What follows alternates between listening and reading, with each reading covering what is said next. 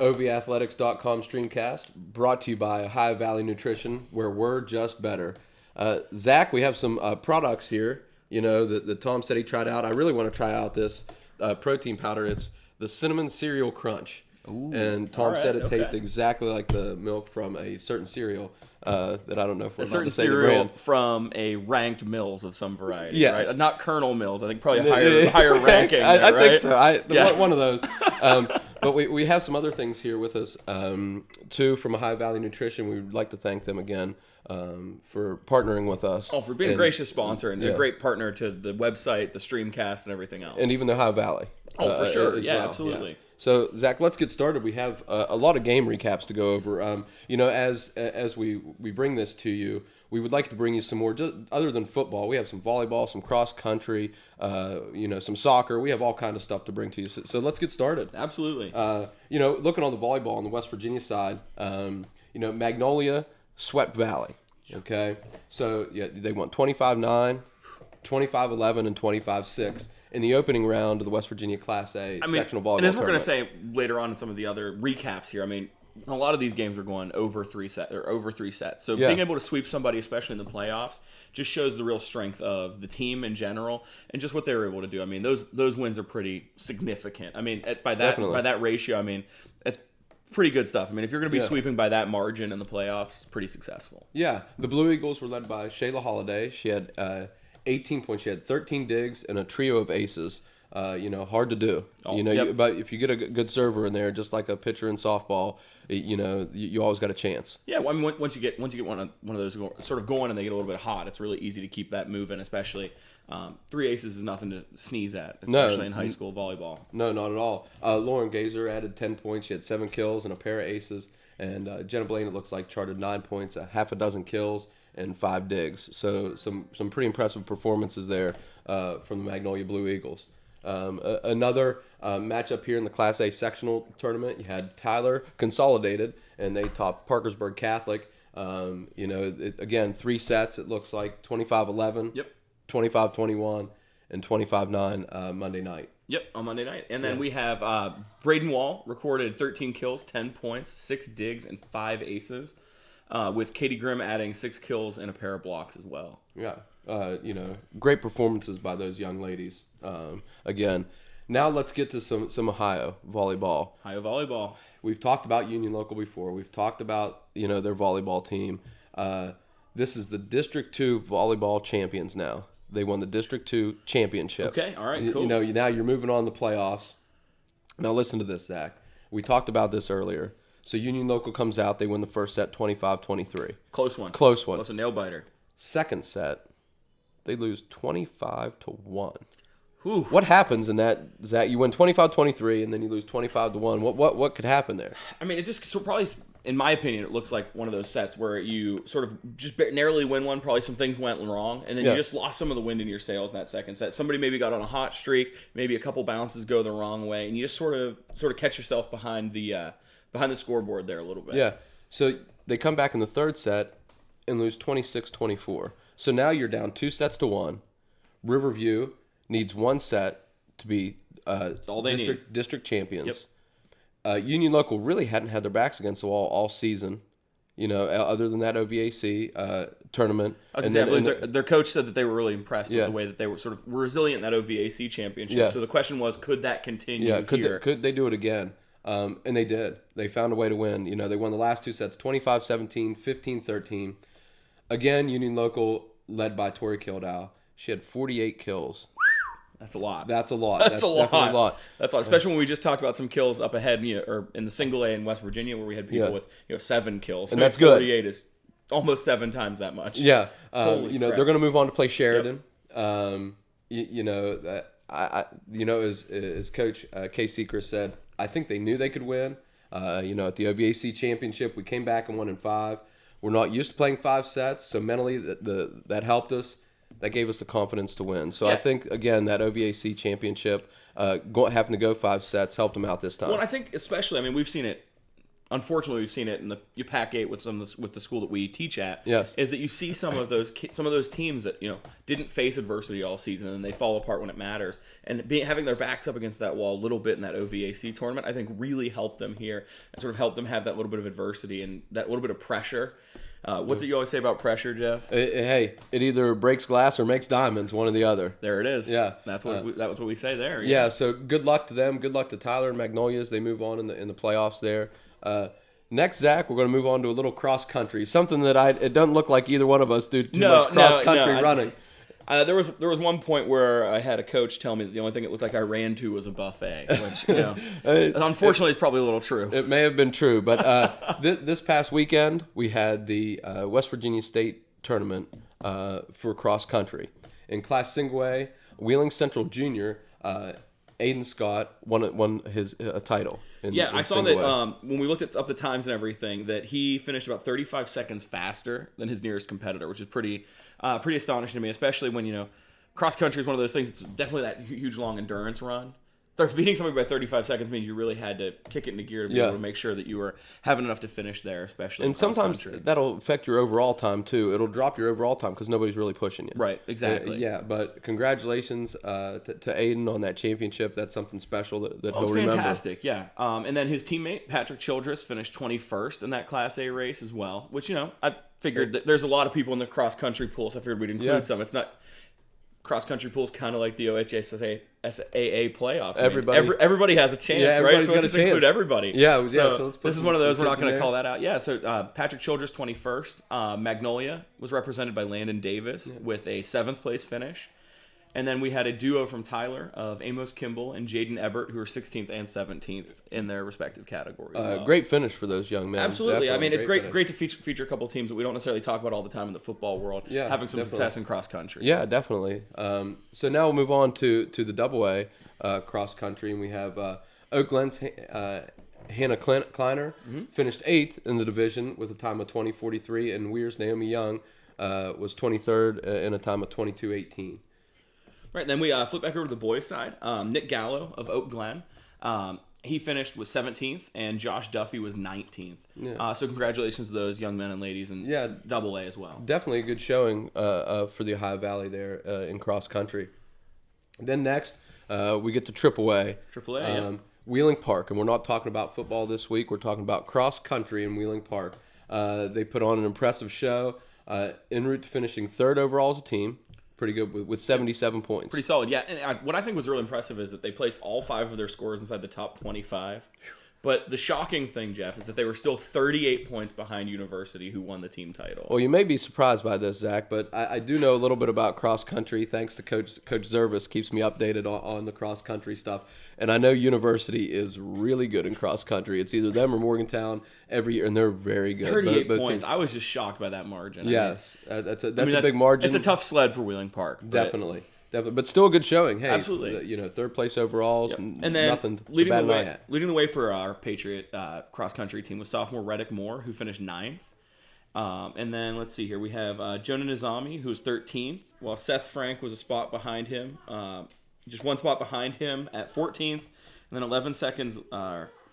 11 seconds later. Yep, 11 seconds in 17th place was Ben Ashmore. Yep. So Trent Thomas also finished 24th. So there's your 5 finishers. I think the big thing, those finishers all within the top 25 is pretty great. But I mean, we see a pretty big spread there. We see a jump down, and I mean that's probably what hurt them overall in the rankings there. Yeah, definitely, Zach. Moving on to football, we have Ohio playoffs started. We have West Virginia regular season wrapping up. Right. Let's take a look at some of our matchups here. And for some of our OVAC. Yeah, so I thought teams. we'd include that. Of our OVAC classes in football, 4 of the 5 of those titles have been clinched already. Okay. Which with 1 week left to play in West Virginia, I mean that's still pretty impressive that's happened. In 5A, Parkersburg South with their victory over Wheeling Park, which we'll talk about a little bit later on. They've secured the 5A title. Yeah, 4A goes to Edison. Their undefeated season ended this past weekend. They ran into a buzzsaw with Youngstown Mooney. But a great season for them, undefeated and 4A champions in the OVAC. So they get a championship. Yeah, they get a championship. Yeah. And then we're going to skip 3A for a second. In 2A, Wheeling Central 8-1 regular season. They don't have a game this week. Yeah. So they're wrapping up the season with 9 games. Okay. And then in single A, we always give our shout out to Coach Myers, who coaches up at Cameron. Cameron repeats as single A champion as they travel to Pendleton and try to complete their 2nd straight undefeated regular season. Yeah. So they've already got 2 single A OVAC titles. So congratulations to the Dragons. I know they were so hospitable to you and Tom when you guys went out there. They were a great place to go, and it looks like if they keep winning, you're going to be able to go out there and see a playoff game. And I think Pendleton, will give them a decent game this week, but I feel like Cameron will pull ahead there. Yeah. And then AAA is the only one that's up for grabs in the OVAC with Lindsley, who needs to win it. Okay. So they play 9-1 Morgantown. Man. And if they win, it's theirs. Okay. But if they lose against Morgantown, they need JM to beat Park. Okay. So they could claim the AAA OVAC title there. So they definitely just need to take care of their own business in Morgantown. Don't let their destiny fall on any other teams, because I feel like if they don't get that win in Morgantown, I don't want to take too many digs at John Marshall, because love the school, but that's a tough sled for. That's a tough road. That's a tough sled. Otherwise, Barnesville would tie with Lindsley, so it would be a shared title. It would be a shared title. Yep. Okay. Absolutely. Yeah. And we'll talk about Barnesville a little later in the show. Yeah. So that brings us to our first actual game recap, since we've sort of thrown out a little bit about the OVAC classes there. Yeah. St. Clairsville at home beat Morgan 40-20. Again, in the playoffs, Zach, you have to run the football. That's the idea. St. Clairsville used the ground game, 206 yards and 5 touchdowns on the ground. Jacob Walker, got to see him in person a couple times this year, led the team 123 yards and 3 touchdowns. So if you're going to win in the playoffs, you got to be able to run the football. And I don't care, you can throw it. You can throw it all game. Nope. But when it gets to that fourth quarter and you have to burn some clock, when you have a lead and you have to be able to run the football. Have to be able to run the clock. Yep. Yeah. Yep. Now St. Clairsville moves on to the regional quarterfinal. They're going to be at home again. And we'll talk about that matchup a little later. But 2 home games in the playoffs, where else would you rather be? I mean, it's fantastic. I mean, and especially having 2 local teams have that privilege, at least with St. Clairsville and Steubenville as well. Yes, definitely. Yep. Next, moving on to a place that's near and dear to Tom and I, back-to-back weeks out there in Barnesville. I can't say enough about the hospitality, of the people of Barnesville. Again, running game in the playoffs. Barnesville, 210 yards, led by their quarterback, actually, C.J. Hannas. Oh, wow, that's impressive. Yeah. 119 yards and a touchdown to go along with 176 pass yards and a touchdown. Okay. Their star of the team, Tayson Star. I'm so proud of you. Added 91 yards and a touchdown. Yep, very proud of you. And we've seen this, Tom and I have seen this run game, and they do a great job. C.J. Hannas can actually sling it too a little bit, as you can see with 176 pass yards, and they're moving on as well. I know. You and I talk about it a lot, but when you see the run game excelling that much, it means the blockers are getting up ahead and getting to that second level and working ahead in that offense as well. So huge shout out to the offensive linemen there, because those sort of running numbers don't happen unless those guys are getting to their landmarks and are moving the ball there. Something that I personally love to see, especially when I watched some of the film of that game. It was pretty impressive. Yeah, definitely. And Barnesville scored late, less than 10 seconds to go. Hanna scored a touchdown and put it in the end zone and put it away for Barnesville. Got him that winning touchdown. That's a dagger. Yes, that's a dagger. Yes, it is. The next game, Parkersburg South over Wheeling Park, 32-27. A game that Tom and I attended. You can check out ovathletics.com for more information on this game. But hey, I just want to give a shout out to their principal, Betsy Patterson. We went down to Parkersburg South. We were looking for a couple people, looking for some media access. She took the time to talk to us at halftime for, it seemed like 10 minutes or so. And then she brought over their athletic director, Jenny Null, introduced themselves. Great people. Found out that Ms. Patterson actually did her student teaching at John Marshall High School and was asking us about some awesome. teachers and everything. Awesome. Yeah. But just again, thank you so much for the hospitality down there in Parkersburg. Yep. Now, big win for Parkersburg definitely, South. Definitely. Huge win for Parkersburg South. A little bit of a dagger for Wheeling Park. I know all of us, I think, picked Wheeling Park in our Pick'em segment last week, so I'm sure that definitely helped our record. Yeah. But I saw this really awesome quote that was talking to the head coach of Parkersburg South, and he talked about that this was the first group that he's had for all 4 years, which is just special. Yeah. And just anybody that has lived in the world knows what the difficulty of the last 4 3 or 4 years has been, in the Definitely. world in general, let alone as a coach. So it was really awesome with him talking about, they've been through an 11-2 season. They went 1-7 the year they had COVID, working out under the bleachers, having to separate as they work out and try to build that team camaraderie. Yeah. To then being able to come and win against Wheeling Park. I mean, he straight up said it to his teammates. This is the moment that you live for, and that all you've done in the off season and all the work together. This is the moment that you guys have. This win, this push. Yeah. I mean, just really, really cool for Parkersburg South. I mean, to have a 1-7 season and overcome all the COVID stuff and have a chance to be sitting where they're sitting in the WVSSAC rankings right now is really impressive. No, you took care of the football, Zach. Let's take care of some other stuff down there in Parkersburg. What an atmosphere. Okay, first, Tom and I have been to some places, great stadiums, great people, great football. They lack parking a little bit. Okay. South has all the parking you'd ever need right next to the stadium. Okay. All Okay, right. so that gets a check mark. Great stadium. If you've never been there, go check out their stadium. It's laid out great. It's open. It's hard to describe, lighting and everything. Just you feel high school football in the stadium. Now I'm going to hit your heart a little bit, Zach. Okay. All right. They had a Chick-fil-A stand. Ooh. Okay. So you didn't want Chick-fil-A that right. day. How about walking down the sideline a little bit and going to an Outback Steakhouse stand? You shut your mouth. Hey, I'm not. They had like steak on a stick. I don't know my where this God. is coming from. So you're telling me I could be watching football in Parkersburg South and maybe get a bloomin' onion going on? I don't know. I don't even look at the menu. I was so shocked to see Chick-fil-A and Outback there that I couldn't get my eyes off of it. But bloomin' onion's probably a bit too much carbs for you and Tom, but I would have been chomping at the bit. I've had a bloomin' onion with no carbs. Now, Tom and I... Filled up prior to. We did. Tom and I got to stop at a place that I'd been to before once. It was Wings, Etc. Oh. And if you ever get a chance to go to Wings, Etc., you have to go. Tom's not this is a best ever guy. Ooh. But he told me they were the best ever. Ooh. I gotta believe him. Okay, yeah. I gotta believe him. That's a hot take there. Yes, it is. Yeah, it's very so if hot you're ever, take. it was in Marietta. If you're ever in that area, stop at Wings, Etc. if you want some good wings. Awesome. Yeah. Staying on the Ohio side, Zach, the River Pilots, who again I've got to see play this year, they move on with a 49-6 victory over Miller. Now I made notes here. Miller came in at 3-8. Yep. And they get beat Yep. 49-6. It's one of those things that we talked about, all season long. Is that a playoff team with that field? I mean, it's one of those things that you'd like to have those teams to have that chance. You do, but that's one of those ones where I've been rolling my eyes all year. Yeah. I mean, 3-8's tough, and we know that River, literally has been rolling all season. Yes. So when you see them go up against the you 3-8 might say team, they're rolling on the river. Oh, you could say they're rolling on the river, Okay. but we don't want to, quote that too much. We don't need copyright claims coming against us here. But those sort of teams are the sort of teams that you expect a team like River to take care of. Yes. Once you've built your expectations to a certain level, you expect teams to handle their business against those. They say it all the time. There's certain games that you're just expected to win. And when you see a team with River's record go up against a team with a record like 3-8, Yeah. you're expected to win those. It's great for River. Congratulations on the win, River. Oh, That's awesome. great win. But Moving that's one on. of those that if they didn't win, we'd be sitting here scratching our heads. Yeah. So good job. No. Continue to carry your business, and good luck this week. Now, Isleys have been through River, I think, forever. Yeah. Listen to this one. 4 touchdown passes.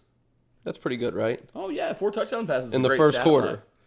In the first quarter. In the first quarter. First quarter. Yeah. Ooh. So Ooh. don't mind throwing up. Ooh. And then guess what they switched to? The ground game. Ground You're in game. the There we go. playoffs, There and we you go. go back to the ground. You air it out there in the first quarter, score some points, and then switch to the ground Well, I mean, game. and it also shows a little bit of hat tip to their coaching staff. They're not going to run that score up. When you go to run the game, you try to control the clock. You try to burn a little bit of clock. If one of your guys breaks one, I mean, Yeah, hey, so be it. so be it. Yeah. But it's one of those things you try to control the clock. You're not passing still. I mean, we threw for 4 touchdowns in the first quarter. Yeah. You could continue running that up. I mean, that's if they were throwing the ball that well, that score could have been 100 plus. It could look like a basketball score. Definitely. Yeah. They get a home game next week, so if you're Fantastic. not doing anything, if you want to go see good football, go to Hannibal and watch River play another playoff game at home. Here's another one. This was the Saturday afternoon game, Zach. We hyped that one up a little bit. We did. Yeah, we told them to go take a look at this game. Yeah. Bel Air 54-27 over Galleon Northmore. Yeah. Bel Air had a huge offensive game. 24 first downs, 5 different players scored a touchdown, and a pick 6 by one of their defensive backs. Now, that's all fine and dandy. What I thought the real storyline here was with this game was how chippy it was. Okay. 7 15-yard penalties, most of which were personal foul, and or unsportsmanlike conduct. I know I've coached with you for a few years. Yeah. I know Tom's coached with you for a little bit. I don't think any of us would have ever tolerated a team or any of our teams having that many unsportsmanlike conduct penalties, let alone in a playoff game. I think we would have left. I think we may have. And then leaving. At the end of the game, Coach Boner made the decision to have his team leave the field immediately, which some people have chagrined him on the media. And I just thought this statement was kind of, I don't know, inflammatory is the right word, but saying that he thought that they were the most classless team that he had ever seen. What do you think about that, Jeff? Coach Boner's been doing it for a long time. And, I know his reputation as a coach and as a person. And he's not taking those kids off the field without shaking hands unless it was something egregious. I can tell you that. Exactly. So he was saying that he thought that at the end of the game that the players were just trying to start fights. I mean, we don't want to editorialize here. We weren't at the game. So I can't say for 100% certainty. But if Coach makes that decision to get those players off that team or off that field because he thinks that something's going to happen. I mean, we saw what happened in college football last week with the Michigan sort of altercation that took place up in Ann Arbor. We don't want anything like that happening here locally. So I think that's probably a good call. And Zach, for Coach Boner, what are you supposed to do with your players? Do the best to keep them safe. Absolutely. And I think that's what Coach Boner was doing. I think he made a great decision. Yep. And if he made that decision, I feel it was the right decision. Yep. I trust it. I trust him. Man, just to summarize up, Galilee Northmore was penalized 12 times for 148 yards in the game. That's a lot of penalties, and that's a lot That's of a yards. lot. That's a lot of That's a lot more yardage than I've seen some teams get on offense sometimes too. Yeah. So that's pretty staggering. Yeah. So that sort of wraps up our football whip this week. So it brings us then into Region 1 boys soccer. Oh, some soccer, close to Tom's heart, being a former soccer player himself and a soccer Absolutely. coach. We're in the state playoffs for West Virginia. Wheeling Park gets a big win over University, and I know both teams have good programs. Yeah. And for Wheeling Park to win 6-0, that's a big win for them. Yep. Yeah. They move on to the state tournament. That's going to take place in a little over a week. They were led by Trey McLeod. He had 2 goals and assisted on 3 other goals. I was super pumped to see Trey have some success. I student taught under his mother at Bridge Street back in the day. Raquel, she works for the central office in Ohio County. Yeah. So hat tip to Raquel. Awesome seeing Trey get that sort of game together. He's always been a heck of an athlete. I mean, he's been playing soccer for a long time, running around. So that's pretty awesome to see those goals. Yeah. Just a little side note here, the university goalkeeper, Connor Montgomery, is the grandson of former John Marshall baseball coach and legendary coach Bob Montgomery. Oh, small world. So, yeah, it is nice a little small connections. world. Yeah, nice little connections. Yeah. Championships are going to be November 4th and 5th this weekend. My birthday weekend, Zach. I don't know how many times I'm going to be able to squeeze that in there, but November 4th is my birthday. If anybody... You turning 30 again this year, Jeff? 30 again. It'd be 30 for the first time this year, Zach. If anybody feels free, they can send me a gift or just a happy birthday, a well wish. I'll take anything. Yeah. I think that's half of what Facebook's for nowadays, saying happy birthday. I think. Hopefully I don't miss the thank you on there to say, thanks for all the happy birthday wishes. On the girls' side, Oak Glen is going to the state tournament as well. Undefeated. Okay. Couple ties on the record. Going to the state tournament.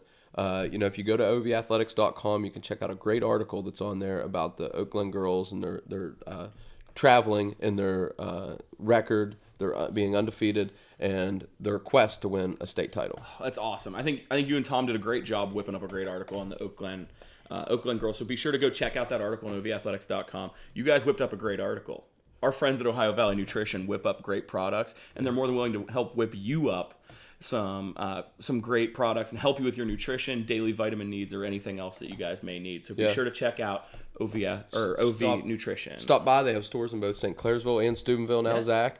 Check them out online. I can't wait. I'm going to try some of this out. Tom offered, for me to try out some of the cinnamon cereal crunch, so I'm going to have to try some out and see what it's like. And I'll tell you next week what I think. Awesome. So that's going to wrap up our first segment. We'll see you guys back here in a little bit. OVathletics.com back with you, bringing you now your OHSAA playoff rundown for our local teams and also your WVSSAC rankings with 1 week left in the regular season, Zach, in West Virginia.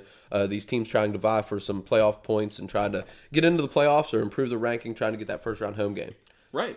So I think we'll just go ahead and jump into our OHSAA playoff matchups this week. We have a couple teams that succeeded and sort of moved on in their playoff journey and their adventure towards a state title. Yeah. So we come into our Ohio playoff matchups in Division 4, Region 15. Yeah. We have St. Clairsville with a tough sledding against Columbus Bishop Ready. Yeah. St. Clairsville's coming in. They're going to get a home game. They're number 1 in the region.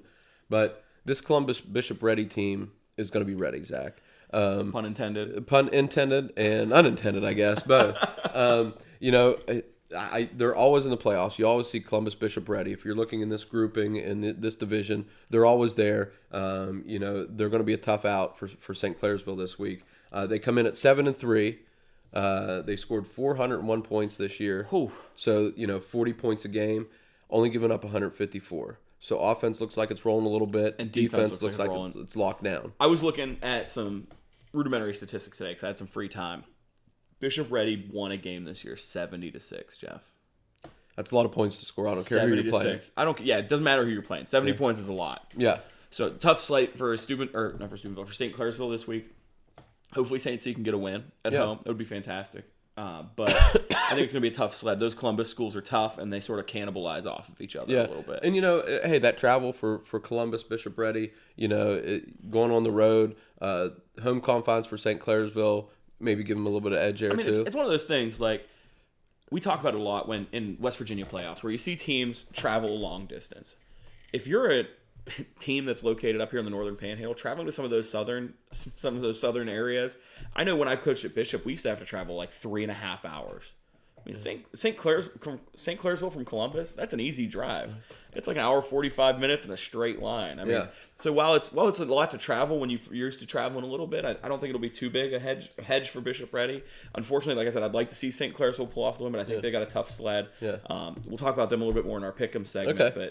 But next we come to number 2, Steubenville has Bishop Hartley at home. Bishop Hartley comes in at 5-6. Now their point differential, between the two, only 80-some points difference between points scored. A little tighter, so they probably played a lot of tougher games. Yeah, a lot of tougher games. They're under 500. Steubenville's always playoff ready. Always. I don't care where they're ranked, what their record is. If they're in the playoffs, they have a chance to win. I mean, Steubenville, Coach Reno is going to have those kids playoff ready in June. Yeah. I mean, they've been doing a little bit of off-season training, and I'm sure they're pretty much ready for a playoff game at that point. I feel like they kind of come out of the womb and have the playbook ready to go. So those kids are playoff ready. I'm sure Steubenville is going to show up, have that raucous home environment, and see what can happen there. And Bishop Hartley has to travel to Harding Stadium. Yep. Tough to play there, especially if you've never played there before.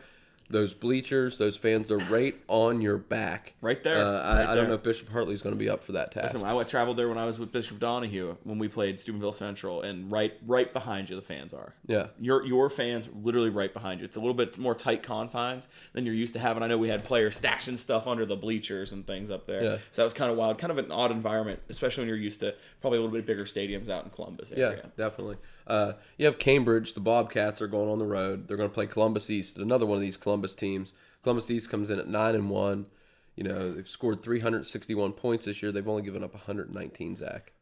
That's a big point differential, Jeff. That's a big point differential. I think Cambridge is going to have a tough sledding a little bit this week. Unfortunately, I think Cambridge is going to have a little bit of a sad ride home, unfortunately, when you look at that. I mean, that's a team that's kind of rolling. Again, would love our Valley team to come out ahead, but I think it's going to be a tough sled. But something you maybe be able to build a little bit on your program. Made it to the second round of the playoffs in Ohio. Oh, absolutely. Something well, to get those in that young region, kids out it's very playing. competitive. That region in that division is very competitive. Yeah, definitely. Next, we move on from Division 4, Zach, to Division 5, Region 19, where you have the Barnesville Shamrocks hosting another game over there in Barnesville. Oh, yeah. Okay, so they're going to be rocking over there. They're welcoming Wheelersburg, who, this is a team, not that I know a lot about Wheelersburg, but I can tell you that I've seen Wheelersburg in the playoffs many times in football. They've got quite the program. They come in at 8-3, so great record. Now you're getting to that point, you're knocking those lower seeds out. You're getting some good teams. You're not going to find many bad teams in the second, third round. There's not a whole lot of fat left on that cut of meat at that point. You sort of trim the fat off, and what you got left is lean and mean. Barnesville would be great for them to go on a run. I think they still have it. I think it's going to be a close game, but I think Barnesville's going to win that one sort of by the skin of their teeth there a little bit. Yeah, and again, it's at home for Barnesville. Home confines over there for Barnesville. Fantastic. Just a great place to play. And it's always easier when you don't have to travel. Yeah, definitely. Always is. Definitely. Yep. Next, we're going to come to the Division 6, Region 23. We have Fort Fry and Shenandoah. As I've said before, I've seen Fort Fry play. That triple option is nasty, Zach. It is nasty. And it's fun to watch, but at the same time, you miss a lot because you're looking and you're like, oh, I missed the kid running 70 yards down the field because you can't find the ball. I mean, here's the thing. Every single time we've talked about Fort Frye, we've talked about the triple option. It seems like Tom gives us this look like, oh, there they go talking about the triple option again. It's because it's that good. I mean, it's hard to coach, and it's hard to coach against. And that's why you're going to see Fort Frye be successful. Yeah. I think Fort Frye probably will end up winning this one, but Shenandoah is a tough football team. They are. Again, I got to see Shenandoah play this year when they were at Barnesville. I think it's going to be a little tough sledding for them, but again, second round of playoffs, something to hold your hat on and build a little program builder for you. Yeah. Next, Zach, Division 6, Region 23, Bellaire. Bellaire's hosting again, right? They are hosting again at the 3 seed. Hey, get your spaghetti at the Roosevelt. It's time. And then go get go catch a football game. Another Saturday afternoon, right? Yeah, another Saturday afternoon. Fantastic. When I did look it up, it said 7 p.m. on Friday, but they cannot play at Bellaire on 7 p.m. Friday. No lights over there, Zach. Yeah, not unless they're trucking in some lights. I don't think that's going to happen. Yeah, no. They welcome Worthington Christian in. Again, a team, 487 points scored. That's a lot of points, Jeff. That's a lot of points. That's a lot of points. And when you look across against points against, they've got 184 points against them. So, honestly, they kind of look similar of a mold to Bellaire, where they have that offense that can fly around and they have that defense that can stop some teams from scoring. Yeah. So, I think it's going to be kind of a tit-for-tat type battle there. I mean, they seem like they're cut from the same cloth. I think it'll be a great game over in Bellaire. Yeah, definitely one to go check out. For definitely. Sure. Then we pilot our way to Division 7, Region 27. Pilot our way, Zach. Pilot our way. I see the River Pilots come in, that 2 seed again. That's a coincidence that I didn't see coming. It is. That coming in at that 2 seed, Zach. So what does that mean? Another home game. Another home game. Hey, go to Hannibal and check out a game at River. Yeah. Great place to be. They welcome Lancaster Fairfield Christian. They come in just over 500 at 6-5. Again, they're scoring some points, Zach. They're scoring some points, but they're also giving up a lot of points. And River can put them up. 4 touchdown passes in that first quarter. You don't think that they're looking at that defense saying, I think we can put some points on the board? Well, I mean, I know they're going to be looking at that game film, too, and looking for those weaknesses they can exploit. River's got a really dynamic offense. They've got people where they can sort of score from any position on the field. They've got some great receivers. They've got some great backs. And their line. Oh, their line. I'm a big fan of River's line. Yeah. And that's really what we've talked about a lot. Run game in the playoffs. That line's going to really be able to push that forward and really excel that run game probably up to the next level against this team. I think they see that, and they think they can run and pass pretty successfully on that. Yeah. And again, we talk about a lot of teams now. The second round of playoffs, we got a lot of local teams left. And Caldwell, the Redskins are coming in. Again, another home game for Caldwell. They're going to get Portsmouth, Sciotaville is coming in, Zach. And, Caldwell has their program up and running. And again, run game is going to win some football games in the playoffs. Right. That's what Caldwell is going to hang their hat on. I looked a little bit to try and see if I could find anything about this matchup. Sciotaville, if anybody out on our forums knows anything about Sciotaville, please let us know, because I did a little bit of researching. I don't want to act like I dug deep, but I had a really hard time finding anything out about Portsmouth, Sciotaville. Apparently there's like 3 or 4 teams in Sciotaville. Who knew? I didn't even know where Sciotaville was until I started looking that up today. But Caldwell's been a tough team, and they've been a tough team all year. When in doubt, I'm going to say that our Valley team's going to pull through and they're going to roll a little bit. I tell you what, Zach, I agree with you. When I looked at Caldwell and the Redskins and the way they've played this year, I don't need to see the other team. I think Caldwell's going to get a win there and move on. It would be great for Caldwell to see that happen. I mean, 3 and 6 seed, there's not a whole lot of playoff points separating those two teams. Yeah. So it wouldn't surprise me if they're sort of cut a little similarly there. But we'll have to see what happens. Yeah, and that wraps it up, Zach, for Ohio or OHSAA playoff rankings or rundown. I think it's fantastic that we still had that many teams to talk about in the playoffs this year. I mean, fantastic. Then we jump across to West Virginia, who are looking to finish out their regular season, sort of jockeying for some playoff position. Yeah. How about taking a look at this, Zach? Parkersburg South, with that big win against Wheeling Park. Huge win. Moves up. They're number 1. By themselves at the top of the WVSSAC rankings. The only team with an even amount of playoff points. Okay, so the only team with an even amount of playing points and Zach playoff points and Zach. I noticed you know that. Even here in terms of ranking and their points, which is pretty significant. Yes. Yep. So again, thanks for everybody at Parkersburg South. Good luck to you. Get a win this week and stay atop of the rankings there in the WVSSAC. Yeah, I mean, great win for Parkersburg South. I mean, it's a signature win for them. Wheeling Park had knocked Musselman down a little bit. So I mean, huge win for them this week at number 1. We then sort of slide down. We sort of shimmy down our playoff rankings here till we get to the 10 seed where we have a tie for 10th in our WVSSAC rankings between Morgantown and Wheeling Park. Okay, so Morgantown, Wheeling Park tied at 10th. Both have, big games. They can gain some playoff points games this week. I know Wheeling Park has John Marshall, who has 4 wins on the season, and Wheeling Park can gain some playoff points, Zach.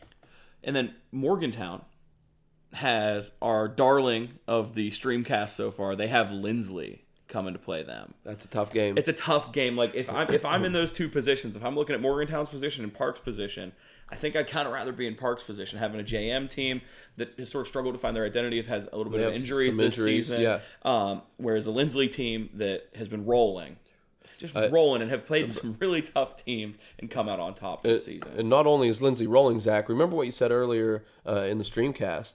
If they win an OVAC championship. That's the championship they can win. That's it. They're not eligible for the SSAC playoffs. That's huge for them. So it's huge for them. Morgantown's trying to get a bump in the playoff rankings. If they can beat Lindsley, maybe jump up a couple spots, possible. Right now with Morgantown, I don't want to say they have nothing to play for, but I have a hard time seeing them working their way into that top half where they're going to be able to host that home playoff game. Yeah. So they have something to play for because you're still going to jockey that if they manage to beat Lindsley. Yeah. Maybe they get enough bonus points from Lindsley's wins. I mean, Lindsley's what, 9 and they're 8-1. 8-1. About 8-1. So I mean, 8 wins is pretty significant. You could probably get some playoff points there as well. Yeah. So that would be a huge win for Morgantown, but I think Wheeling Park probably with those two tied, it probably has the better chance of winning. Yeah. And then we slide down to University at 15. University goes and plays Spring Mills this week. Spring Mills was 4-5, and they went 1-4 in conference play this season. Yeah. So University has a pretty decent shot. We're like to throw out to those Morgantown teams with Morgantown and University, both being members of the OVAC. We figured it'd be a worthwhile mention here at 15. And they definitely have a little bit of a lead there too at 15, Zach. Yep. So a couple points in the playoff rankings are a lot at this point in the season. Yeah, they have 69 playoff points. The next closest team is Hedgesville with 45. So, I mean, that's a pretty significant lead here in the last week of the Not season. that they're not going to be playing hard, Zach. University will be playing hard this weekend. Get another win. Maybe bolster their playoff rankings a little bit. That'd be fantastic. And then we bring ourselves to AA. It seems like there's only been one team we've really been talking about in AA this year, in the WVSSAC. We don't have a lot of AA teams, Zach, in our area. We really outside don't. of Weir and Oak Glen. It seems like in our area, we either have our single A teams that are just a little bit smaller, or we have those larger teams that are in that AAA gamut. We come to Weir High School. Weir High School sits at 7-3. They're ranked 15th in the playoff rankings. Okay. Played Brook High School recently. Was that last week or the week before? That was last week. Big win for Weir. Yeah, big win for Weir, 14-7 over the Brook Bruins. So some playoff points there. Yeah. AAA team with some wins. So that kind of bolstered them a little bit in the playoff rankings. I have a hard time seeing them again moving up just a little bit. I mean, they're not that many points separate them from the next few. I think it's hard to see. It's hard to see them moving a whole lot up. With the that win, AA team's really that AA field's really saturated and has some tough teams in front of them. With the win, maybe be able to bump up 14-13 possible. Maybe. Yeah, I don't really see them hosting a home playoff game. No, I don't think they could host. If they could jump into that 10 to 12 range, I think that's where they could be feisty and maybe go on a little bit of a run there. Yeah. How about moving on to single A, Zach? Number one, Williamstown, and I said it before. I thought them and Central are on a collision course, I think, for the island. There's some other teams that might have something to say about it, but when Williamstown played Fort Fry close, I'm like, this is a pretty tough football team. Right. And they sit atop the rankings there, at 8-1. That lost it to Fort Fry. Number three are Cameron Dragons from Marshall County. The Cameron Dragons. Hey, get a win this week, and you're in. You get a home playoff game. And if you stay in that top 4, you might get a couple playoff home. Yeah, home I mean, games. it would be nice to see for Cameron. Again, Cameron's home field advantage, I always say, is one of the best because you got to drive there. Yeah. I mean, that's always a huge advantage for them. Cameron already has won their class in the OVAC. Yeah. So right now, they're traveling to Pendleton County. They're trying to get that 10-0 season, be that second one in 2 years, and I think third one in the last 5 or so years. Yeah. I think they had another 10-0 season a few years back. They did. But if you look around them, I think they have something to play for. They've already won that Class A OVAC championship. But let's look at some of the rankings. James Monroe's 9-0. Yep. Tucker County's 9-0. Wahama's 9-0. Van's 9-0. Yep. So if you take a loss right now in the season, you might fall right around that 7-8 spot. With a couple of these teams, if they can stay undefeated and get some points. I don't know their schedules, but if they would, I think they could drop a little bit. I think if they did, they would fall a little bit. Because if you look at the playoff points that they have, Cameron's sitting there at 57 playoff points. Yeah. So's Mohama. So's Van. And if you look, Petersburg has 51 playoff points. Yeah. And they're all the way down to the 12 seed. So, I mean, it's not unrealistic that if they were to drop this week against Pendleton County, they could kind of fall a bit. I don't see them dropping it to Pendleton County. Yeah. That's a tough team they've got out in Cameron. Yeah. So definitely something to play for. Absolutely, it's not like you can't get the kids up for that game. Yeah, if you drop this one, I mean, there's a fall that could happen in those standings. And I'd hate to see Cameron lose a chance to host one playoff game, maybe even two out there. Yeah. Let's take a look next. Wheeling Central. They had that loss last week to Beaver Local. Hurt them a little bit in the playoff standings. They dropped to 6. They're 8-1. They don't have a game this week. Right. That's they're where idle. And it's not without effort that they try to schedule games. Just tough sometimes for them to find games, Zach. Oh, it hurts me. One of my favorite things when I was a student at Lindsley was they always used to end the year with Lindsley and Central, and I sort of miss that rivalry. Yeah. I'm not sure how that game would have gone for either party this year, but it kind of stinks that game isn't the last one. I mean, I know when I was at Lindsley, that was always like a huge, almost like our playoff game. Yeah, that was a huge rivalry game. It would be nice to see Central sort of call around and try and see if they could get one of those classic rivalry games back in to sort of fill that final spot. And if you look at kind of the schedules, if you look at Lindsley's scheduling, they're scheduling up a little bit. Morgantown, Steubenville, Dover, bigger programs. John Marshall. Wheeling Central's got a great football program, but their numbers aren't there. I know they have 40-some players on the team this year on the varsity squad, but, it looks like they're trying to schedule maybe, a little lower on the teams, not jumping up and playing the Morgantowns, of course, out of their class. But hopefully a rivalry that may come back at some point. It would be nice to see that rivalry come back. Not even that rivalry, but just maybe try to find one of those teams that as a local team that maybe you could play so you don't have to travel as far. And I know they do, Zach. I know one of the things you're probably going to have to do when it comes to that schedule or that trouble scheduling that we see. A lot of athletic directors, sometimes you do have to play up a little bit to get a game. You do. And I mean, if you're getting that where you're only getting a 9-game season, but you're still a 6 seed, I mean, maybe you're not calling too hard. Yeah. I mean, so picking up a game. I can't see it hurting them that much. Not playing that 10th game, whether win or loss.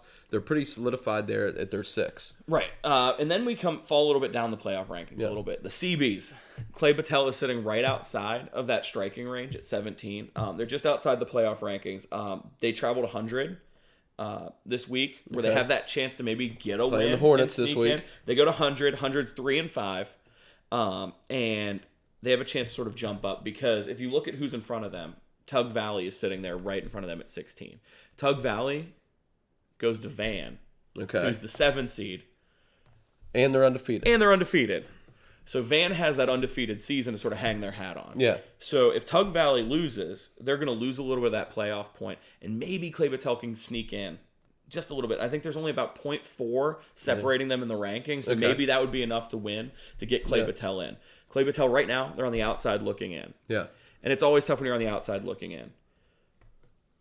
Don't be on the outside looking in with your nutrition. Be sure to stop off at Ohio Valley Nutrition for all of your dietary supplement needs. We don't want you guys on the outside looking in on your own health and your own nutrition. Yeah, they come up with a lot of stuff. They have the protein powders. They have some great multivitamins in the powders, and even some creatine for some weight gain. And again, just be sure to stop out there. I mean, they'll be able to talk you through your nutrition needs, whatever you need. If you're looking to work out and bulk up a little bit, or whether you're just looking to supplement your own daily vitamins, be sure to head out there, talk to them. They're great people out there. They'll hook you up with what you're looking for. Stores in St. Clairsville and Steubenville. OVathletics.com coming back to you with our Pick'em segment. Last week's winner with 8 correct picks and won the tiebreaker. Be Big Red's Pride. Okay. Our overall leader for the season is Huddle 19, who holds just a 3-point lead over Pride overall. So very close race there, coming down to the end. Oh yeah, close one. Again, I'd just like to shout out to user John Marshall for managing all of this. Just fantastic work. I was a lazy asshole and didn't get my stuff in last week, so apologies on that one. So I'm not on the spreadsheet anymore. But I kind of never turn mine in because I don't want a public record of it, other than a STREAMcast. Mine are on there. I think it's the one with all the zeros under the win column. Okay, so that brings us to our first pick of this week. We have Wheelersburg at Barnesville. Another tough pick. You know, you're getting to that point of the playoffs where, you know, you really need to play solid football, and I think Barnesville does play some solid football. Love going out to Barnesville and watching the Shamrocks play. But I got to go with Wheelersburg. I think their offense is going to be a little too much for Barnesville to keep up with this week. Sorry, Shamrocks, but I'm going with Wheelersburg.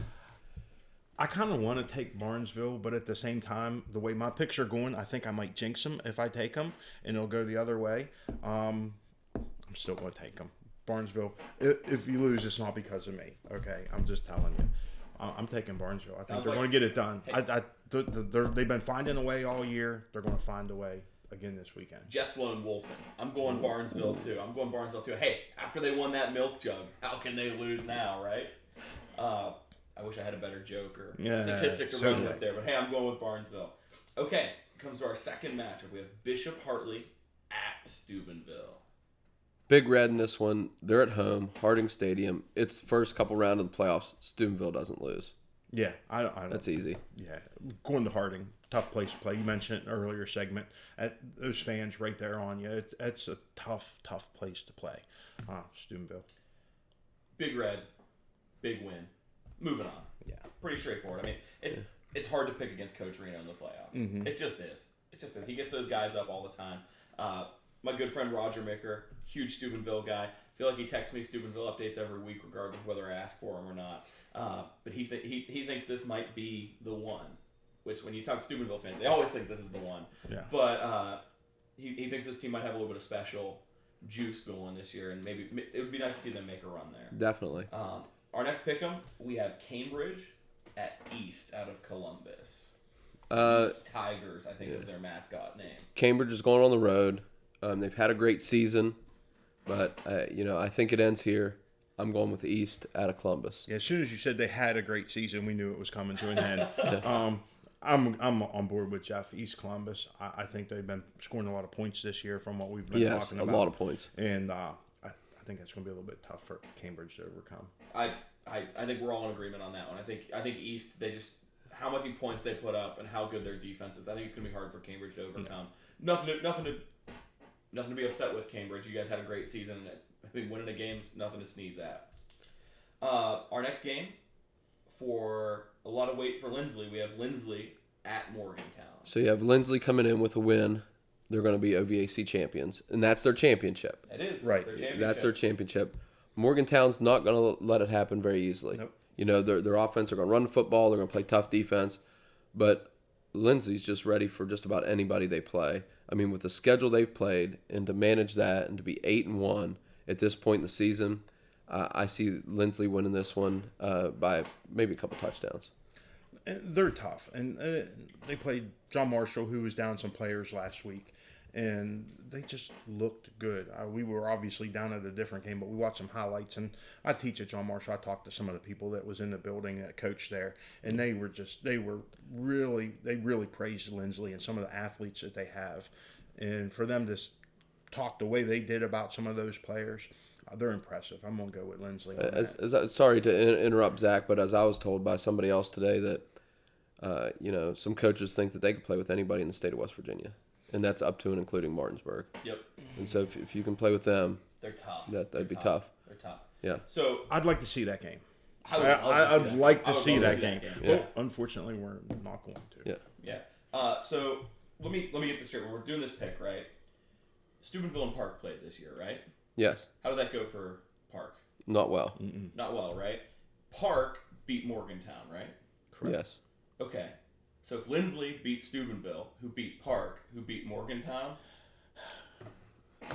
I thought he was a science teacher, not a math teacher. Hey, transitive property here. Lindsley by 100. I think he went transitive's property. Hey, we're all coaches here. We know not to look at games. No, you can't look at it that way. But it's one of those. Sort of logical. That one is kind of logical. Hey. You never want to get into the this team. This is coming from a former team. cadet, though. So Yeah, I mean, I'm gonna be wearing my orange and black glasses on this one, so it's hard to separate it. But I still think this is Lindsley's championship game. They're gonna step up. they absolutely. If Coach Depew got them ready for Steubenville, he can get them ready for anybody. Heck of a coach, doing a great job. Oh, he's this doing a year. fantastic Definitely. job. Doing a fantastic job. Hats off to Coach Depew. Yeah. So in case I didn't make that clear, Lindsley by 100. Not really, but significantly. Yes. Okay. All right. Our next pick, we have Canton South at Beaver Local. I'm going with Beaver Local. They're playing at home. It's the playoffs. Run the football. Win a game. Beaver Local over Canton South. I don't know much about Canton South. I didn't do a lot of homework this week, so I'm trusting your pick on this one. I'm gonna go with Beaver Local. Oh, that would have worked out for you the past 3 or yeah, 4 weeks. really. Jeff, you're a history guy. I am a history guy. So, do you know the city that the game of football was invented in? Canton, Ohio. Canton, Ohio. I'm going Canton over Beaver Local. I just have this feeling. I know nothing about them. Sometimes I like to lone wolf it over here. You know, my sarcastic ass off screen, firing something out. I'm going Canton on this one. Is it that wolf beard you have there, Zach? It might be. Might be that. But I'm going Canton. I don't know why. I just had that feeling. Birthplace of football. I think they're going to get it done on the road. There's got to be an upset on the road in the playoffs at some point. I don't think there's been too many of them, at least in our local teams yet. I would like to see Beaver Local win, but I just don't think they get it done. Yeah. I have no idea. Just gut feeling. All right, we have Bishop Ready at St. Clairsville. Okay, St. Clairsville, number 1 team in the region. They're coming in, playing Bishop Ready, number 9 team in the region. But as you look at it, Bishop Ready scoring a lot of points and not giving up any points. We've seen St. Clairsville play a couple times this year. Sometimes the offense sputtered a little bit in the passing game, and I know it's running game in the playoffs, and the running game's great, but I think Bishop Ready might stack the box and be able to score enough. Sorry, St. Clairsville, to beat the Red Devils at home. I'm going with Bishop Ready, but I'm cheering for St. Clairsville from the opening kick until the clock goes off at the end. I'll be cheering for you, Red Devils. My heart goes out there a little bit. Worked over there, know a lot of the people over there. Great people, great community. Just got to go with Bishop Ready. And I feel like I'm going to continue to apologize to the community of St. Clairsville for picking Bishop, which we are because we have sponsors out there, friends out there. We go out there, we watch the games. You have tremendous kids out there. We love covering stuff out St. Clairsville. We're going to cover a lot of other sports out there with wrestling season coming up and basketball. Can't wait to be inside the gym over there. Yeah. But I think football team's days are over after this weekend. I'm lone wolfing over here. I'm picking with my heart over my head. St. Clairsville beating the team from Columbus. They're going to have a sorry trip back on 70 West. St. Clairsville. I think it's going to be a tight one. I hope you're right, Zach, and you keep beating us in the pick'ems. I can tell you that. Yeah, that's right. It's one of those, like, you know how I am. I'm an emotional person. I have a hard time sometimes when, and St. Clairsville, they're tough to pick against. They are, and I know you guys are both going Bishop here, but I just feel like St. Clairsville on offense just has that little bit of maybe that spark. Well, they can run the ball. We've watched them run the ball very well at times. It's one of those that if you can run the ball well, maybe set up a little bit of play action, maybe get a deep pass. It's one of those that could be that difference maker. I mean, you guys. Did anybody check the weather for this weekend? What's the weather? It's going to be pretty nice, like 70, nice? Okay, no wind, no rain. Yeah. Probably both non-issue then. Yeah, no. weather's going to be a non-issue a little bit there. Yeah, I'm going St. Clairsville there still. Then we have St. Paul at Southern Local. I'm going to Southern Local because they always come up on our High Valley stuff. I thought St. Paul was in Minnesota, so I'm going with Southern Local. I'm a religious guy, as you can tell, and anytime you start with the word saint, I'm going to go with that. Except St. Clairsville in the last pick, obviously. But yeah, almost. I don't know anything about either team. I'm going with St. Paul. It's a guess. I have no clue. Yeah, again, this is one of those ones I looked at, and I mean, kudos to John Marshall for picking this game because this is one that's a tough pick. Yeah. Because I mean, he gets some doozies. Listen, people on the forums, I'm sure, know about something about one of these two teams because they seem to know seemingly amazing facts about teams constantly. Our fan base is very knowledgeable. Yeah. I mean, you read some of those posts, and if you don't go on our message board, go on to our message board. You learn a lot. I've had a lot of coaches come and tell me they scan the message board to get a little inside information. Oh, for sure. I mean, you have those teams that are talking about all that stuff. I mean, I know nothing about either of these teams. No, I don't. But Southern Local's my pick. We'll see whether that matters or not. Okay.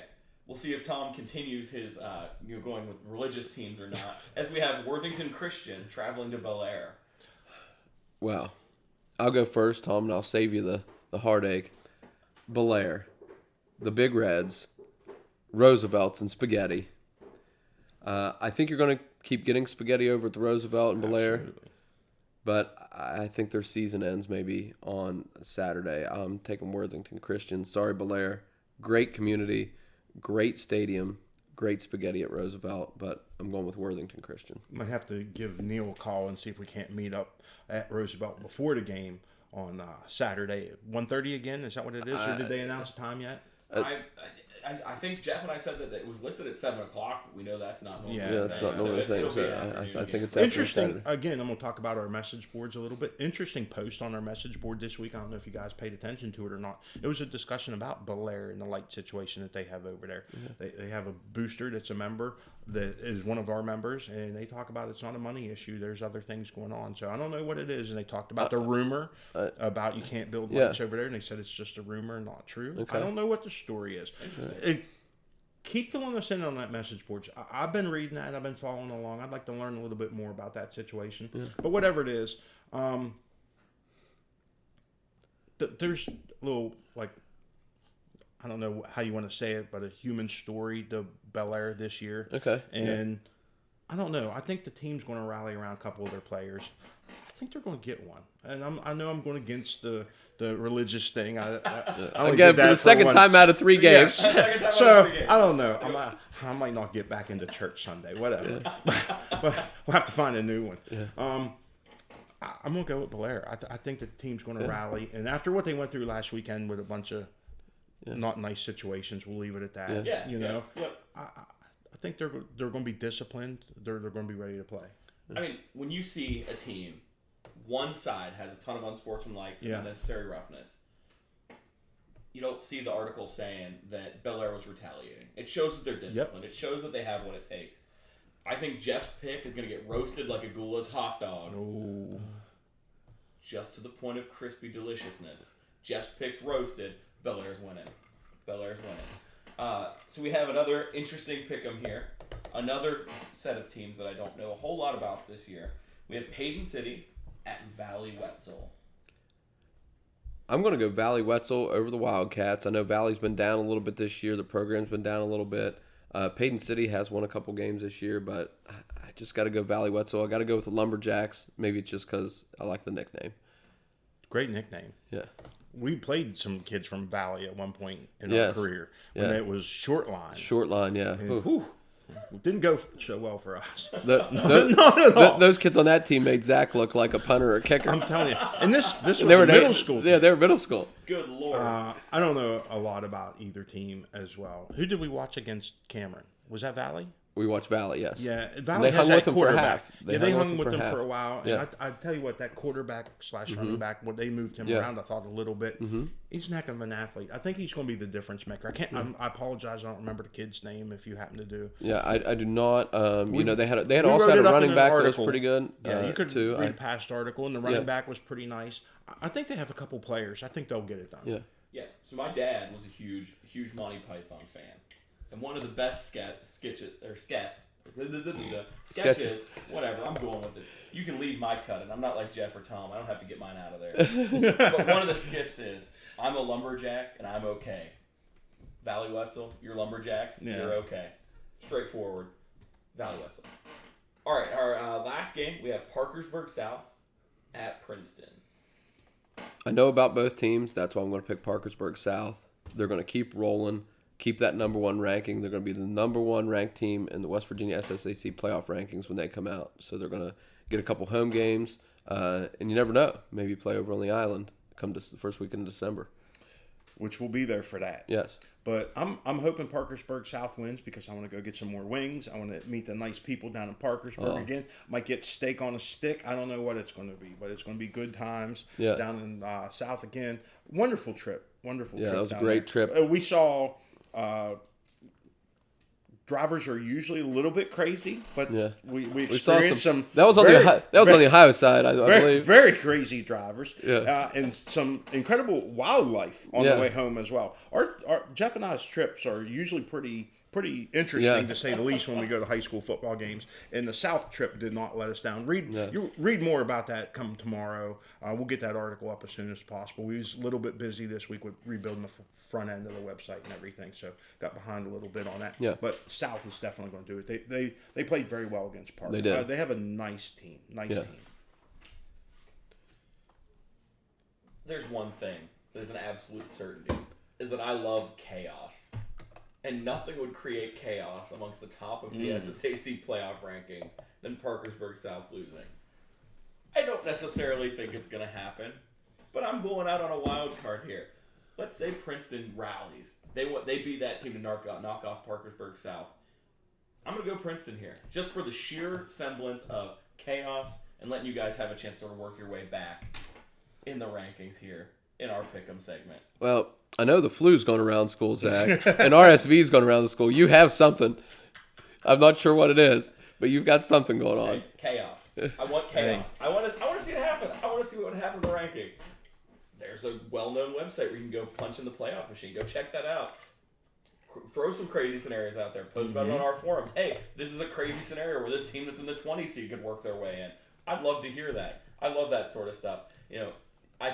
Jeff teases me all the time because I'm a Browns fan. So there were times where I'd be like, oh, well, they just need this team to lose, this team to tie, and another team to kick an extra field goal, and then they're in. Like, I would love to see a kind of crazy scenario like that. Princeton win and maybe shuffle up a little bit of the AAA rankings there. Usually easy to tease a Browns fan, but we're going to give them a lot of credit. They had we filmed on Tuesday, so they had a nice night last night. Hey, it was a treat for me, not a trick this Halloween. Our tiebreaker this week is the Bishop Hartley and Steubenville game. So the score of the Bishop Hartley Steubenville game. I'm going to go Steubenville 35, Bishop Hartley 17. I think it'll be a little lower scoring than that. I'll go 28 Steubenville. I'll go 14 on Bishop. I also have 28 for Steubenville, but I have Hartley getting 21. I've got 28-21. I got a tight game. Or maybe Steubenville shuts it down and Hartley scores one late in the game and a little bit of garbage time there. Anything's a possibility. Again, if there's a game to go to this week, if you're a big Ohio playoff fan, that's one to go to. I think Steubenville's awesome. It's a fun environment. Friend of mine, again, that I shouted out earlier, loves talking about how standing room only playoffs up there, that they'll sell extra tickets just so you can come in and stand there and watch the game. Great environment. That wraps up our pick'ems. Yeah, and now that we're done with our pick'ems, you need to pick them yourself up some nutritional needs at Ohio Valley Nutrition. Yep. They have some great protein shakes. They have some great multivitamins and some creatine powder or anything else you'd want over there for your nutritional needs. Go see them in St. Clairsville. Go see them in Steubenville. They'll talk you through anything you want to do. If you want to build some bulk and some muscle, they'll help you out. If you just want some multivitamins, make yourself a little healthier, maybe not catch this flu and stuff that's going around, get yourself some multivitamins over to High Valley Nutrition. Or whatever craziness you think I picked with Princeton's pick. It'll definitely help you out. All three of these products are my product. I take them. I can swear by them. Amazing taste. Okay, I love what's in it, but if it tastes like crap. And what's this one again, Tom? This one's the Cinnamon Cereal Crunch. Cinnamon Cereal Crunch. I put it in almond milk. That's just the way I like it because I like a little bit thicker of something rather than water. And I still watch carbs. I'm a keto guy. And it does. It tastes just like that milk that's left in the bowl after you eat the cereal. And I tell you what, that's nice for me because I don't get a lot of sweets in my life anymore. So to have a little treat like that on the daily, it helps. Yeah. It helps. OVAthletics.com STREAMcast coming back. We're going to do a fan question that we got asked last week. We had some fan questions, and we're also going to do some updates on our website. We've had some updates. We're Absolutely. Talk about those. I know Tom was working a little bit on the back end a little bit this week, and what he did was he started front end, and then a little bit of back end this week, and then a little bit of a message board rehaul. They added in. They added in Notre Dame, and they added in UFC as on our message board. So be sure to hop in those. Comment if you're like me. Just go into the Notre Dame board and post the Marshall score. I'm sure that's fun for you guys, right? I don't remember the Marshall game, Zach. Is that like a blank spot in your memory just blocked out from sheer rage? It must be. It must be a weekly thing for you for the Browns. I love it. Okay, but so what we did was I went on the forums and I posted to ask our fans or commenters, if you will, just for some ideas for some Q&A, just some stuff to sort of fill up this fourth segment with stuff. Yeah. And we had an awesome question / discussion prompt given to us by user John Marshall, and he sort of threw out there, what's one of your favorite moments either as a coach or as a player that you were involved with? And so I know you and I are both talkers, Jeff. Yes. And we could both talk for days and days and days about, different coaching memories and things. So we're going to hype up Jeff's for next week. So just remember, this is our hype up segment here. So if Jeff doesn't follow through with a great story next week, we all know who to blame. Yes. And it's not me. And it's not me either. Because I'm never to blame. So it must be Tom's fault then. Yeah, it'll be Tom's fault. Okay, all right. Okay. But so what I did was I went back and I dug back in the memory banks a little bit. I ended up digging, looking for some articles, and I'm going back to a coaching memory. My high school playing career was filled with aggressive mediocrity, so I'm going towards my coaching days. Back in my first year coaching at Bishop Donahue, 2015, I was right out of college, in my first year of teaching, first year of coaching. My father-in-law, John Durdinez, brought me on to be an assistant coach there. I'll always shout out to him for giving me that opportunity. Never had coached football before in my life. Really awesome year that year. Anybody who I coached on that team remembers this game. Bishop Donahue traveling to Clarksburg, Notre Dame that season. We had won a couple of games in sort of some comeback fashion that year, a lot of heart stoppers. Really, really good team, a bunch of really good kids on there. When we played this game, Jeff, how many teams do you know that are down 21-0 at halftime, but end up coming back to win the game? Not too many. So But this 3 touchdowns is a big comeback. 3 touchdowns is a huge comeback. I mean, we had some great kids on that team that sort of rallied together. 21-0, we were down at halftime. We made a bunch of mistakes. We shot ourselves in the foot. I remember Coach D talking on the sidelines, on the headsets, just about just stupid mistakes that we were making. We had a lot of really, really great kids, but Noah Martin was our quarterback that year. He had just transferred down from John Marshall, had come to Bishop. Noah played for me at Sherrard, and I get to see Noah on a weekly basis now at church, so it's really nice to see him. So Noah was our quarterback that year, and he threw a few interceptions in the first half. Clarksburg, Notre Dame capitalized on those. And again, obviously, if you're down 21-0, some things aren't going right. Yeah. And at halftime, the kids started hanging their heads a little bit, and me being the young, rambunctious coach that I was like, we're winning this thing. I was like, let's go. Let's get fired up. I was really excited on the sidelines. I was like, let's go. Come on, guys. We can win this. And I just had this feeling. When we played that year, we played on Fairmont Senior? Fairmont College's field. Fairmont College. Okay. Fairmont College's field. And the locker room was kind of a hike. I remember when we got dropped off, it was a little bit of a hike over to the field. So we had a lot of our stuff. We didn't go back to the locker room. They have a track that goes around the football field, and there was a little pit off to the side, almost like where you would do high jump. Yeah. And Coach D tells him, hey, don't go this far. We're just going to go right here. And I just remembered this feeling as I'm walking over there. I'm telling a couple kids, hey, I think we're going to win this.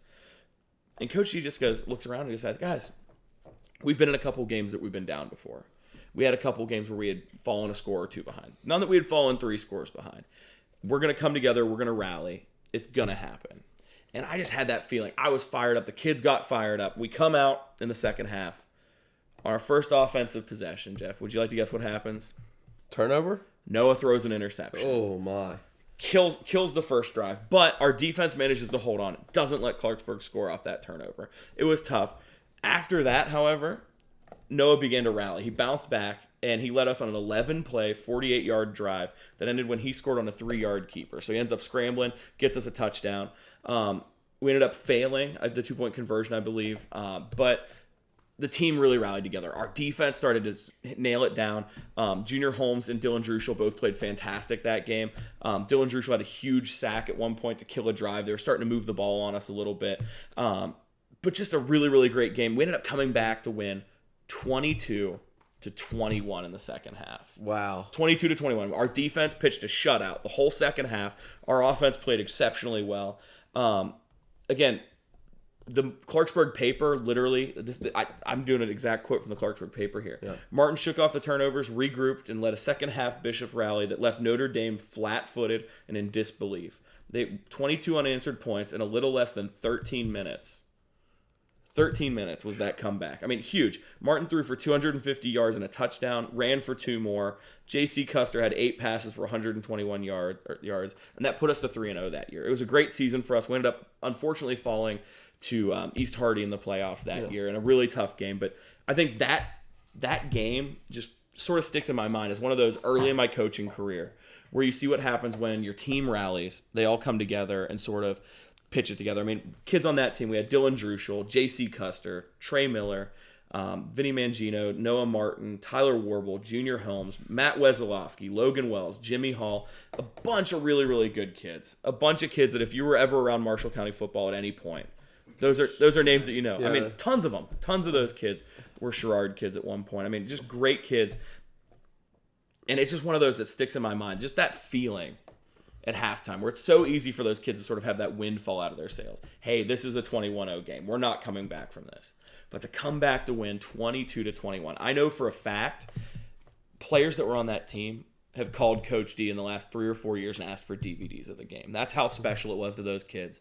And it's really special to me because that's one of those first moments where I looked at all around and just saw the strength of our coaching staff, strength of our kids. I mean, you don't come back from a 21-0 deficit without being impressive. And it just stuck with me forever. And it's one of those wins that I'll honestly forever for the rest of my life. And I notice sometimes even on our message boards at ovathletics.com that there's announcements of games that are uploaded to YouTube. Have you ever noticed that? I have noticed that. There's like older games uploaded to YouTube, so possibly maybe someday this might be a game that's uploaded to YouTube. Well, at some point. So my father-in-law, him and I, when Bishop Donahue unfortunately was unsanctimoniously closed early, but that's a topic for another day. Yeah.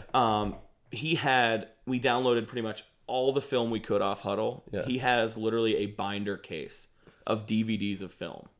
So if you're a Bishop fan that wants to find a film when Coach D was coaching, once we started having DVDs of everything, he's got a ton of games. So there's a chance that if you're interested, you can reach out to me and I potentially could get you on. I don't want to make any promises because I don't know everything that we have. Yeah. But we have a lot of those games. That one in particular is one that stuck with me. I almost dug the DVD player out to get it, but I was able to find the one article that I was able to pick some stats through. That was one of those that really, the emotion of the game sort of stuck with me more so than the statistics. I'm very much an emotional person when I coach. I remember the feel. I remember the atmosphere more so than the numbers. Yeah. And that was just one of those games that stuck with me forever. And early on in my coaching career sort of helped define how I can help kids rally at halftime. There wasn't a beat down. There wasn't a ripping. It was, hey, guys, let's just do our game. Let's do what we're going to do, and we can move forward together. Yeah, Zach, that's such a great moment. Thank you for sharing. Yeah. And like Coach Sokovic said, we got to coach a lot of those kids that you mentioned too. Yeah. Great kids. I actually saw some of the kids from that team out. I was out to lunch with my parents and saw them at Van Dyne's, and just the looks on their face when I stopped and talked to them, and just the interest that they had in my life. Not only, I had interest in their lives, but they want to know more about me, I think, than I want to know about them, which just says a lot about them. Just a great group of kids. Yeah, another thing that really stuck out with me that season. So we weren't sure how we were going to do in the playoffs that year. That year, I was we were planning a wedding. I was getting married to my wife that year. And I remember us having to schedule our rehearsal dinner on a Thursday night as opposed to a Friday night because if we would have beat East Hardy, we would have been playing a football playoff game on the weekend of my wedding.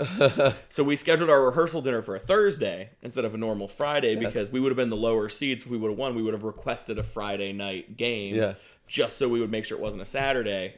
So we wouldn't have you wouldn't miss your wedding. Wouldn't have a chance to have. And with her dad being coach, I don't know if either one of you would have been at the wedding, Zach. Oh, so that was the plan. It was always our goal to play that one on a Friday night. Unfortunately, the cards didn't play out for us to still be playing that weekend. I think there was some stories of some coaches sitting out in a parking lot listening to an East Hardy Wheeling Central game on a radio to hear the result of that game, which I don't think went well for Wheeling Central if I remember correctly. But that's a story for another time. Again, we have this Q&A thread. It was awesome. There were a lot of really good suggestions. There are some that were posted that I missed because I had a busy week or so after I posted that. One of which was our suggestion for sort of not necessarily an all-Valley team, but if we were to build an all-Valley team. And I'll let you sort of feel a little bit of what we're thinking there, Jeff. Yeah, with the all-Valley team, I think we'd like to take this a couple different directions. We'd like to throw it out to you.